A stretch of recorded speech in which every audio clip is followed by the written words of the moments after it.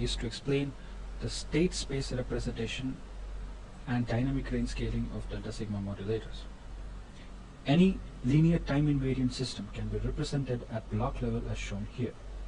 The system has some inputs, some internal states, and produces some outputs. Now the set of inputs is called the input vector and is represented by u. The set of outputs is represented by y, and the internal states or the state variables are represented using x1, x2 and xn. Now just for the consistency with the rest of the slides, we consider the number of inputs equal to r, the number of outputs equal to m, and the number of state variables for this order of the system as n.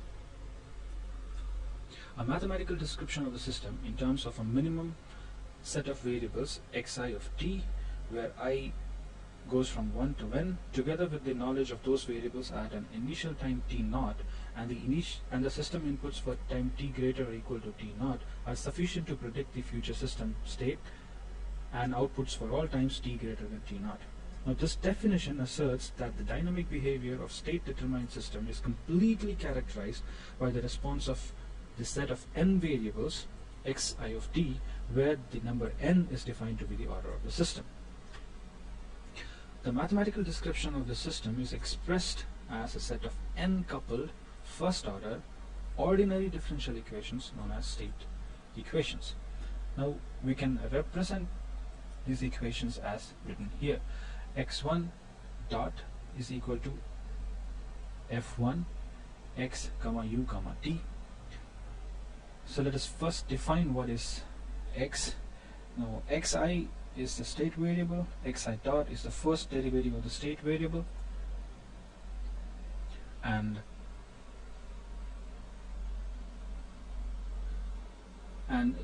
the first derivative of each of the state variables can be expressed as a function of the state vector and the input vector and time. Now the functions fi of x, u and t, where I goes from 1 to n, may be a general nonlinear time varying function of state variables and time. In vector notation, the set of n equations may be written as x dot is equal to f of x, u and t, where f, x, u and t is a vector function with n components. Also, we restrict our attention primarily to a description of systems that are linear and time invariant, or LTI systems. That is, the systems that are described by linear differential equations with constant coefficients.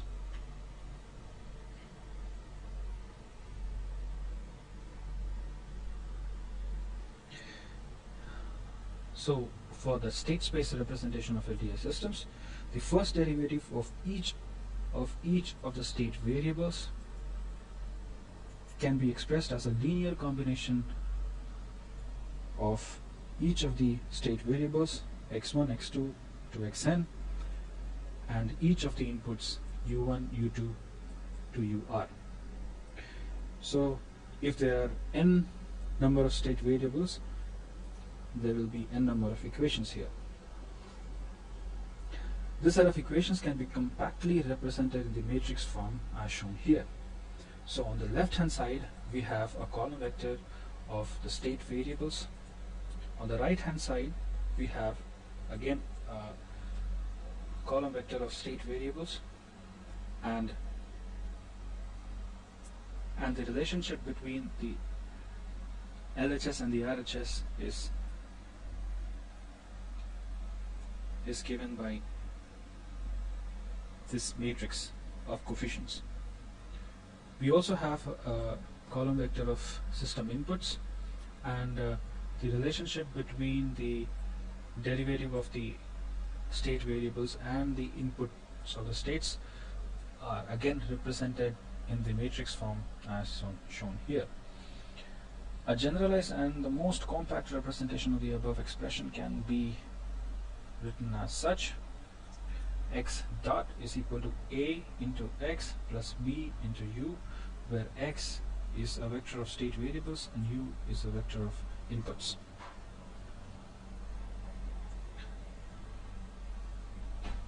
Similarly, any arbitrary output variable in a system of order n and r inputs can be represented as a linear combination of each of the state variables x1, x2 to xn and the inputs u1, u2 to ur. Now since there are m outputs, there will be m equations here. So as we have already seen previously, it can be more compactly represented in form of matrices as such. And finally, everything is generalized into the form y is equal to cx plus d, where x is a vector of state variables and u is the vector of inputs. Y is the vector of outputs. To summarize this discussion till now, any LTI system can be completely represented using the state space representations. Given y, x dot is equal to ax plus bu and y is equal to cx plus du. Also, the block diagram representation of the linear state space equations is shown here. Important observations from this block diagram are: the matrix A represents the internal loops of the system, B determines the relation of x dot with the input, C represents the outputs relationship to the state variable, and D represents the output relationship to the outputs relationship to the input directly. Further, let's note down some important properties of each of the matrices A, B, C and D individually. So here we have considered the number of inputs as R, the number of outputs as M, the number of state variables as N, order of the system is N again. The X vector is called the state vector, it's a column vector of length N. Y is called the output vector, it's a column vector of length M. U is called the input or control vector, it's a column vector of length R.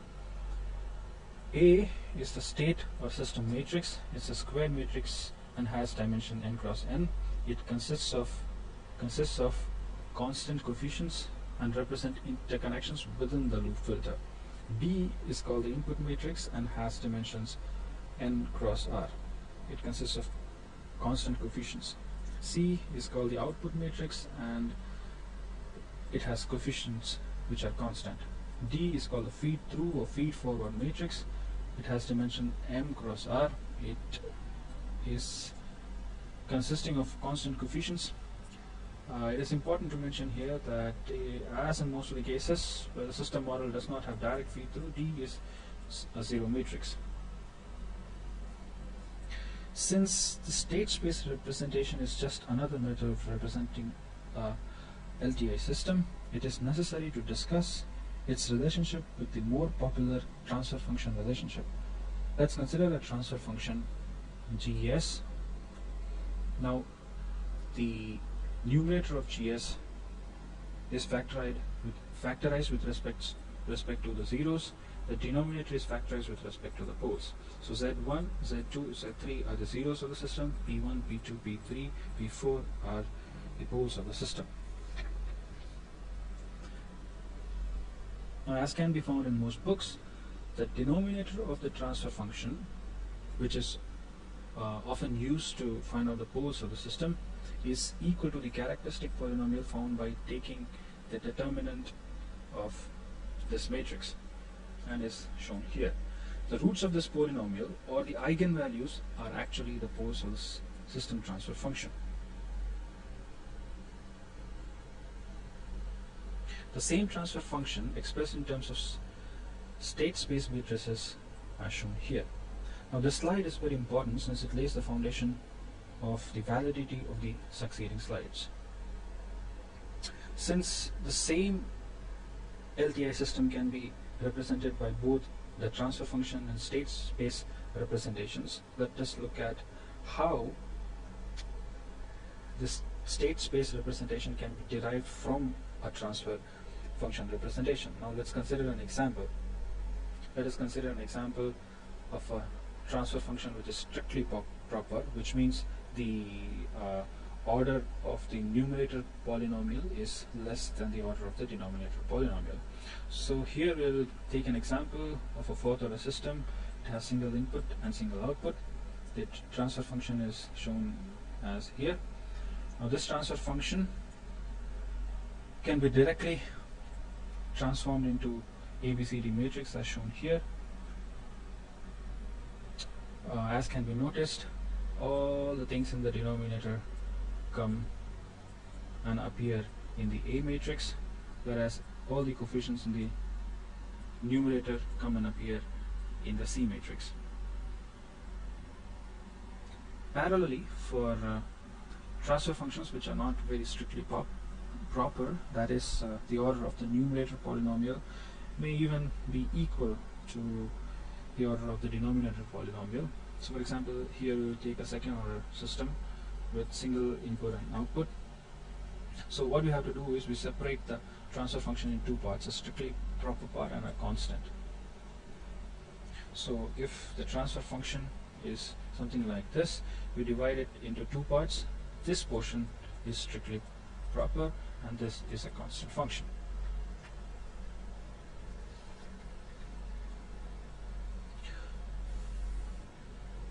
Now the strictly proper portion of the transfer function is converted into state space, as has already been explained in the previous slides. The contribution from the constant part, the contribution at the system's output from the constant portion, is added directly to the output expression obtained for the strictly proper portion. Now, having discussed at length about the basics of state space representation of LTI systems, now it's time to narrow down to its utility with respect to delta sigma modulators. As shown here, just as any LTI system, a delta sigma modulator can also be represented using state space.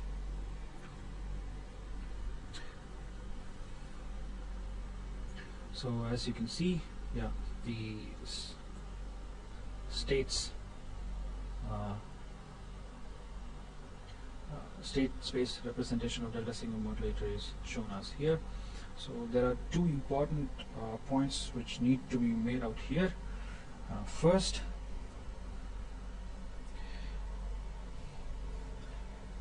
the output Y is considered for the state space representation is actually the input to the quantizer and not the output of the quantizer. The output of the modulator is represented by V of Z. Second thing, both U and V are considered as inputs to the system. Now we will learn the art of representing any delta sigma modulator topology using SS representation by taking up an example given by Dr. Richard Schreier in his paper titled Delta Sigma Modulators Employing Continuous Time Circuitry. Now the block diagram of the target second order modulator is shown here. So first we define all the variables that we have. So x1c and x2c are the state variables. These are the output of each of the integrators. Then x2c dot and x1c dot are the inputs of the integrators. UC and VC are the two independent inputs that we'll consider here. Another important point to be made out is, since x2c, that is the output of the integrator, and the input of the comparator is same, we consider x2c also as Y here.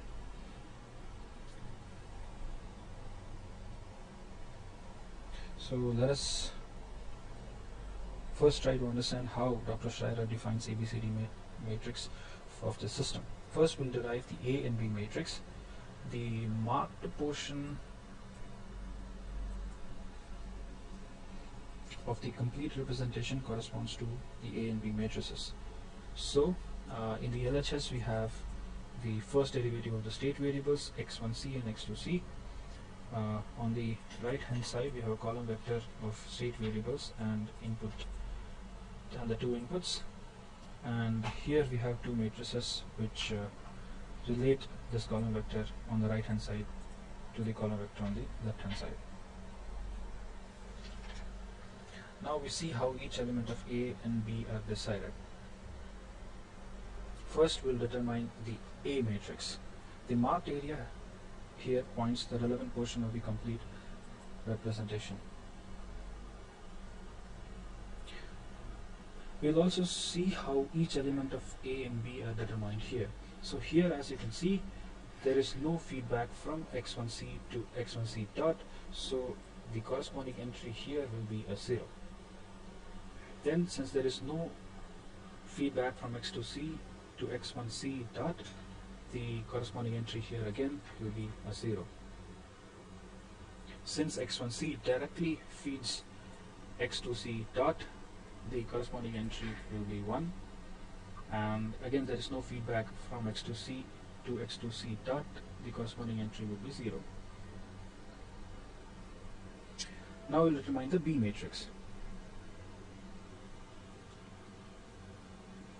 Now since UC directly feeds x1c dot, the corresponding entry would be 1.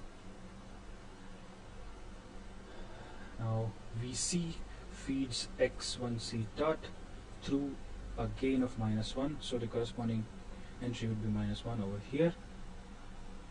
Since UC does not directly feed x2c dot, the corresponding entry would be 0,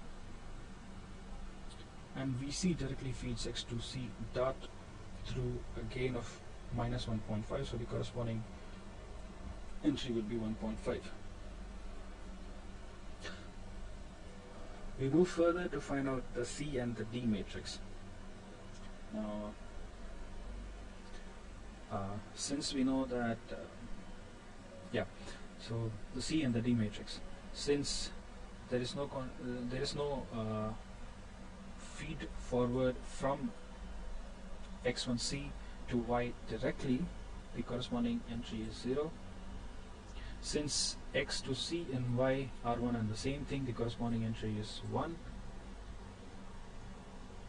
For the D matrix,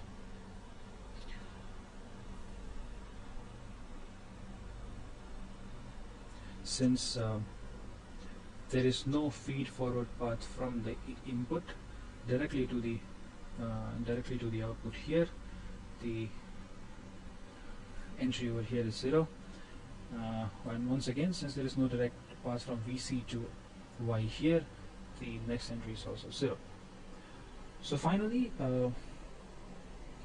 summing things up, the complete representation can be formally segregated into A, B, C and D matrices. It's time now to understand the utility of state space representation for applying the dynamic range scaling to a delta sigma modulator. The significance of dynamic range scaling is stated as follows. The ABCD matrix of the loop filter is scaled so that the individual state maxima are bound to a specified limit, x limit. Now the reasons for fixing this limit is so that the op-amp outputs lie within x limit and there is no saturation, the VDD range and the linear operation of the op-amp filter is assured, and also it prevents the condition of quantizer overloading. The maximum stable amplitude, that is Umax, is also obtained.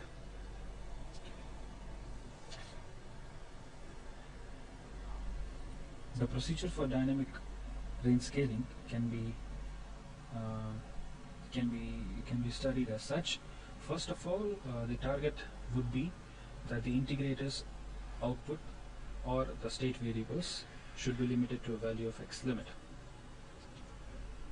Then we model the structure of the delta sigma modulator in Simulink and do the transient simulations. Now through simulations we find out the maximum values for each of the state variables. Once we have these state variables and we know our limit, that is x limit here, we follow these procedures to find out the scaling matrix or the S matrix. We find out the ratio, scaling ratio Ri using this relationship. The diagonal matrix S is formed as shown here. Find that the scale state vector xs is equal to S into X.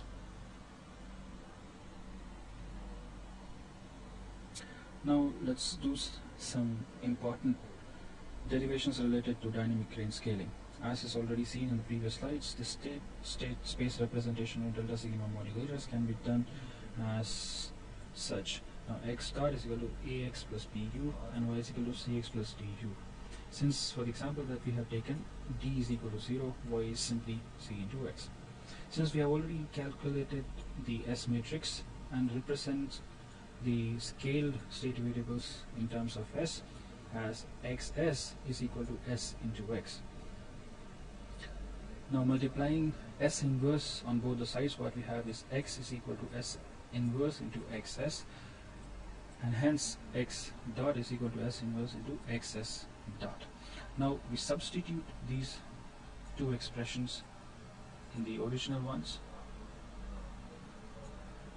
and get something like this.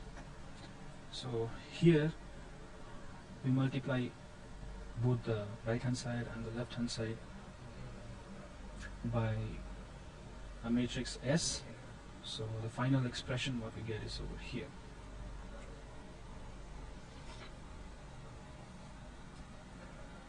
So here, so the resulting ABCD matrix after range scaling is given by these two expressions. So now it is worth mentioning that A has been changed to S inverse, B has been transformed into S into B, and C has been transformed into C into S inverse. D remains D. Now to illustrate the dynamic range scaling of a state variable, the procedure is very well defined in the lecture notes of Vishal Saxena, a professor at BIOS University. To limit the state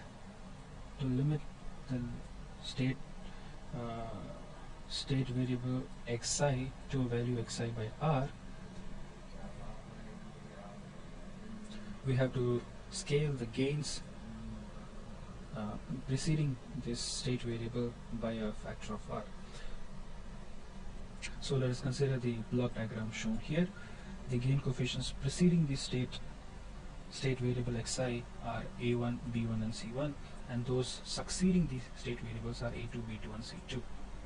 Now it is trivial to conclude that if xi has to be scaled to xi by r, xi has to be scaled to xi by r, all the gain stages preceding the state variable are scaled by the same factor.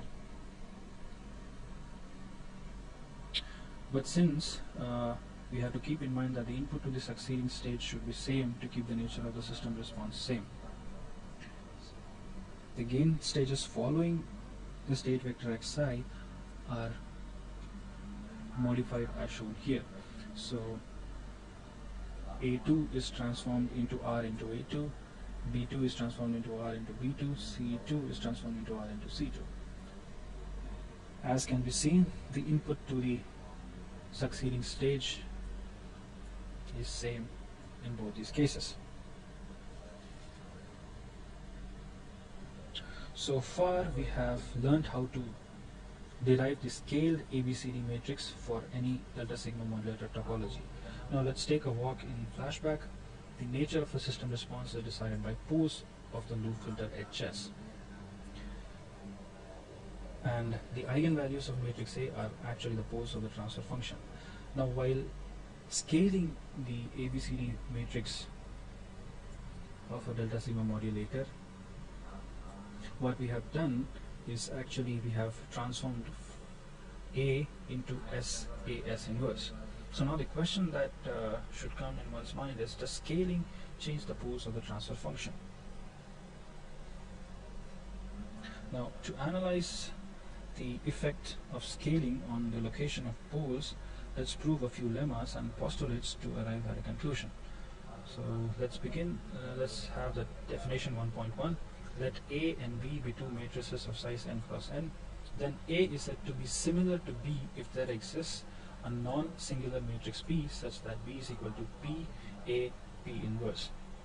Lemma 1.2. If A, B are two matrices of size n cross n, then determinant of AB is equal to determinant of A into determinant of B.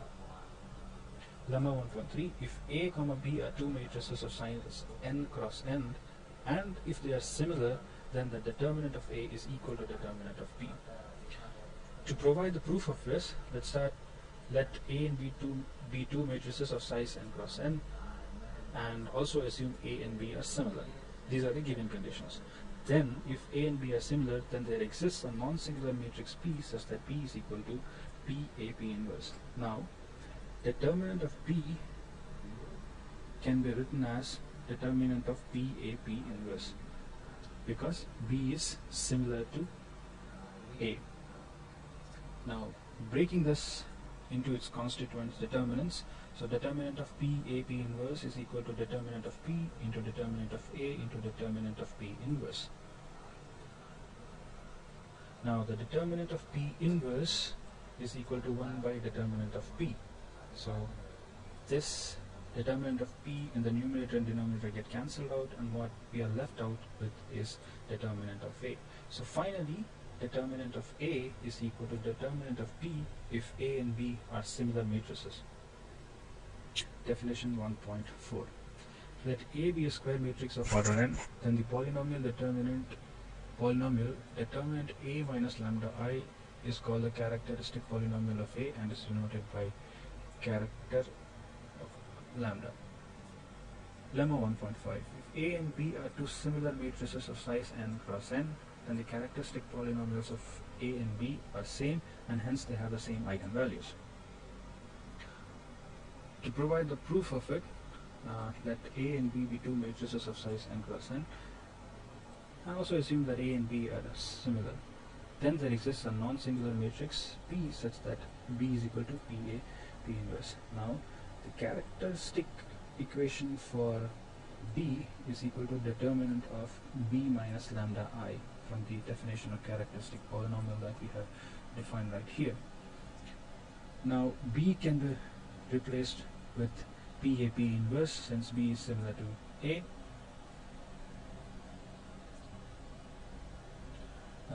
The identity matrix can also be replaced with this expression. We then take P and P inverse common on both the sides, and then using the equation that determinant of AB is equal to determinant of A into determinant of B, what we have is determinant of P into determinant of A minus lambda I and determinant of P inverse. Now once again, determinant of P inverse is equal to 1 by determinant of P, so the determinant of P in the numerator and denominator cancel out, so what we have is the characteristic polynomial for A. So the similar matrices have same characteristic polynomial and hence the same eigenvalues. Hence, since A and S, AS inverse are similar matrices, and since the similar matrices have same characteristic polynomials and same eigenvalues, therefore A and SAS inverse have the same poles, which means even after transforming from A to SAS inverse, the poles of the system remain the same.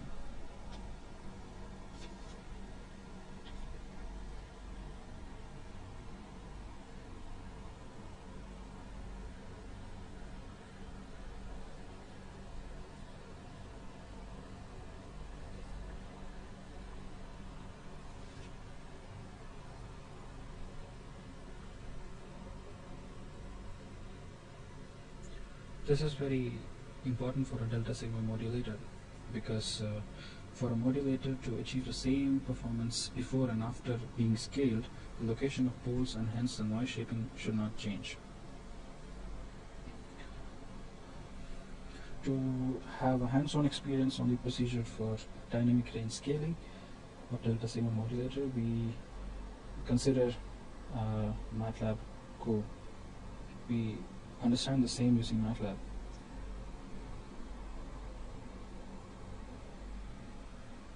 We will consider discrete time Delta Sigma Modulator, and we'll model and do the simulation using Simulink. The figure shows a second order Delta Sigma Modulator. It's an ideal Delta Sigma Modulator.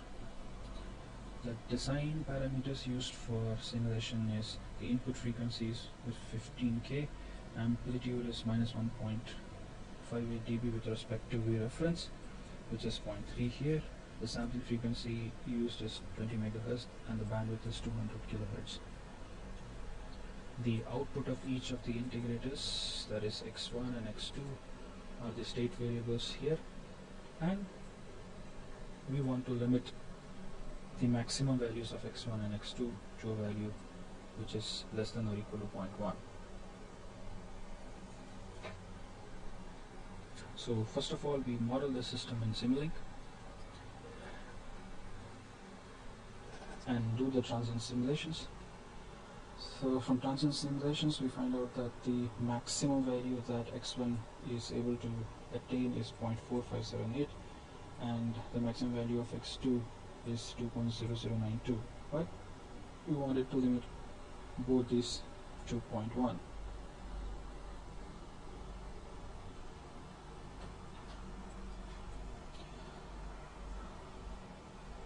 So to achieve scaling, we find out the scaling ratios from the relations as shown here. So 1 by r1 into x1 max should give us x limit, and 1 by r2 into x2 max should give us x limit again.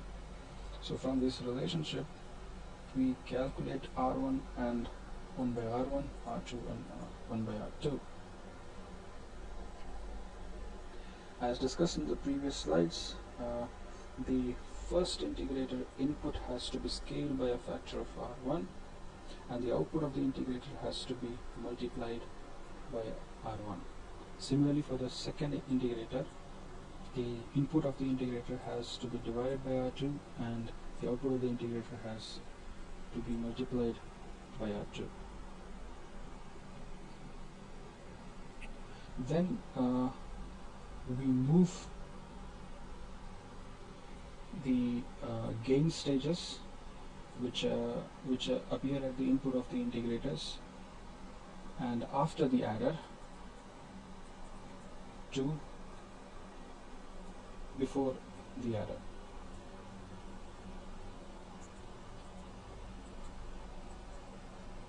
So then we have a structure which looks like this.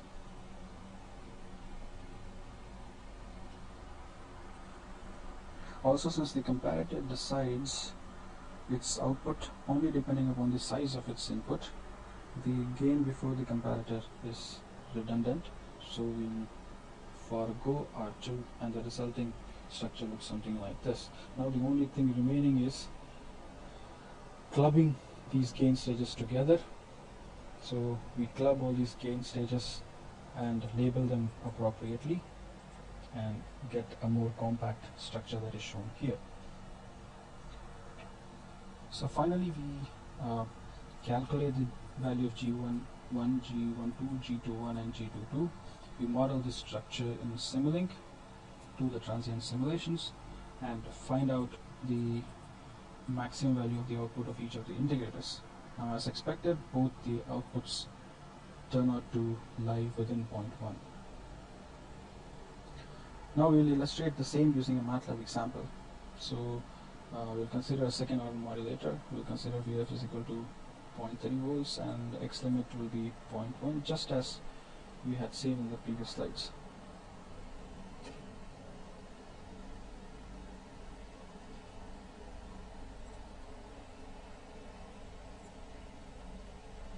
So we have a code that will do things for us.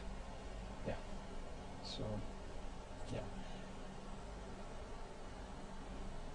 So the output of the MATLAB show the maximum value of the first and second integrator for both with scaling and without scaling. So as we can see, after dynamic range scaling, the maximum value of the first and the second integrator lie very close to 0.1, and most importantly, the SNR of the Sigma Delta modulator before and after scaling does not change much. This can also be seen from the power spectral density of the Delta Sigma modulator with and without scaling. So the top one is the PSD of the ideal second order 1-bit Delta Sigma modulator without scaling.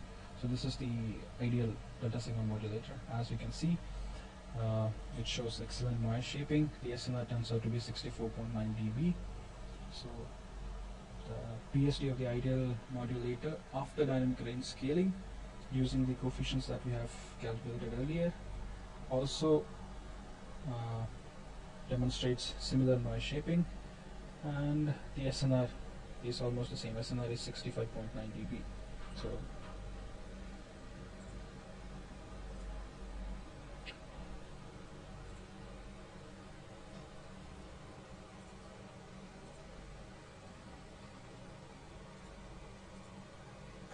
So yeah, the code outputs two different outputs.